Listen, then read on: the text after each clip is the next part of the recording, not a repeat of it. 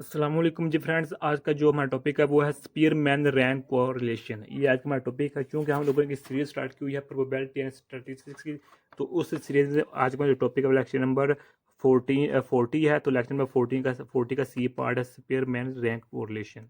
Okay, तो आइए start करते हैं टॉपिक को। बिस्मिल्लाहिर्रहमानिर्रहीम सल्लल्लाहु अला मुहम्मद सल्लल्लाहु अलैहि वसल्लम।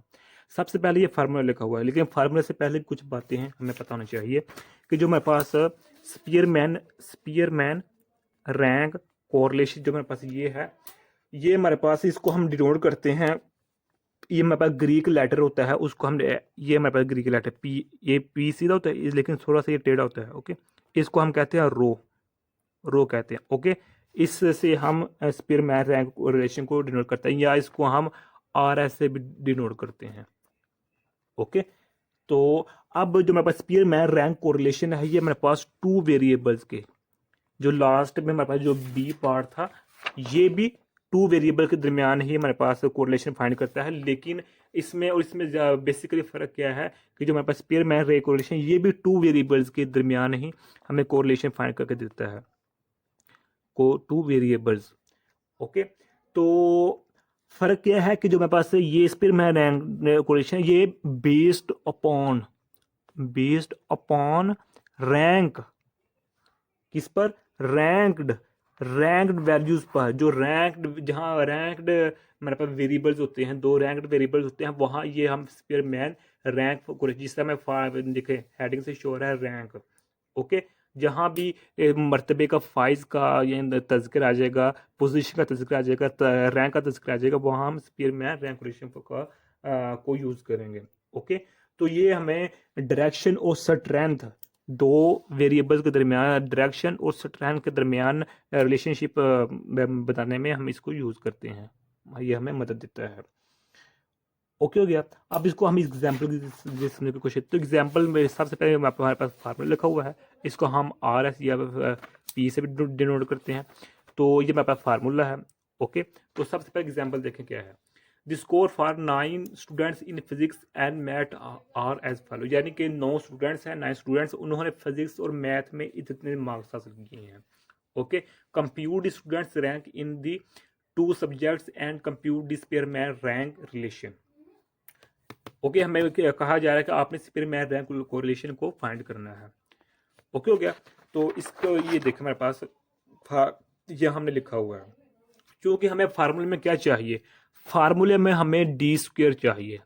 ओके, एन हमारे पास पहले यानी कि नंबर ऑफ स्टूडेंट्स पहले दिया गया होता है, तो एन स्क्वेयर, ये तो इजी है, लेकिन हमें डी स्क्वेयर चाहिए, समीशन डी स्क्वेयर। तो इसको फाइंड कैसे करेंगे, तो ये देखिएगा इस तरह फाइंड करेंगे। ओके, ये पहले हमने लिखा फिजिक्स। ओके, ये लिखा हमने मैथ। इसको मैं इजीली इस तरह से समझा सकता हूँ। सबसे पहले देखिए, ये मेरे पास फिजिक्स है।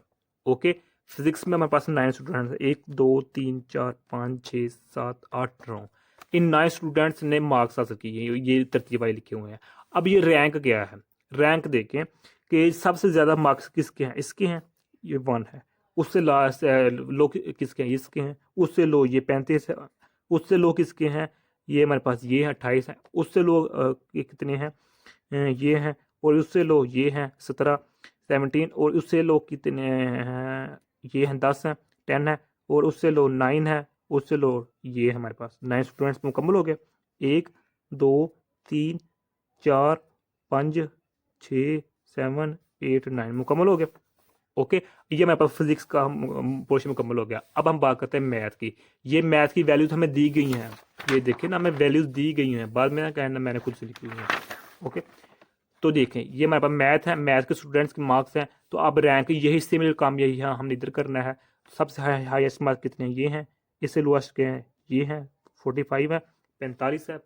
तो उससे लो क्या है, 33 33 है। और उससे लो क्या है, कितने, कहाँ गए अल्लाह बुरा करे आप लोगों को, ये देखिए 31 है, 31 है, 31 है।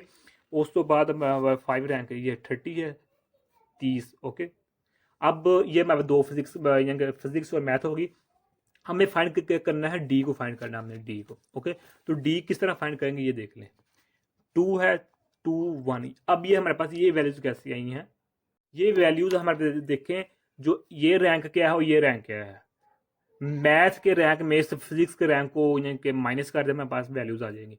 5 में से 3 गए 2 रह गए, 3 में से 5 में से 3 गए 2 रह गए, 2 में से 1 गया 1 रह गया, 6 में से 6 गए 0 रह गए, 8 में से 7 गए 1 रह गया, 2 में से 1 गया 1 रह गया, 8 में से 7 गए 1 रह गया, 9 में से 9 गए 0 रह गए, 4 में से 4 गए 0 रह गए। ओके, यानी तरतीब उल्ट पुल्ट हो सकती है, यानी कहने का मतलब क्या है, लार्ज में से माइने लोअर वैल्यू को हमने माइनस कर देना है। ओके, अब इसका स्क्वायर ले लें तो हमारे पास ये वैल्यूज आ जाएंगी। ओके, अब ये वैल्यू जो हमारे पास इनको इनको हम सम अप कर लेते हैं। 4 4 8 9 10 11 12, ये हमारे पास 12 है। टोटल वैल्यूज क्या है हमारे पास, हमारे पास ये क्या है 12 है। तो हमें स्क्वायर चाहिए, तो 12 का स्क्वायर ले लेते हैं 12, सॉरी हम ये डी स्क्वायर पहले ये देंगे। ओके, ये हमारे पास डी स्क्वायर की वैल्यू है, और जो हमारे पास डी है वो क्या है 1 2 3 4 4 2 6 2 8। ओके, ये हमारे पास ये है, ये सिंपल है। इसका जब हम स्क्वायर लेंगे, इनको सम अप करके जो हमारा स्क्वायर लेंगे तो जब सम अप करेंगे तो हमारे पास ये वैल्यूज आ जाएंगे। ओके, तो ये 12 वैल्यू आ गई, इस 12 वैल्यू को हम इधर पुट कर देंगे। तो देखें 6 पहले का फार्मूले में मौजूद होता है 6 हमारे पास, तो ये 9 गया है, 9 स्टूडेंट्स हैं, तो इसको हमने सॉल्व किया, मेरे पास ये आंसर आ गया।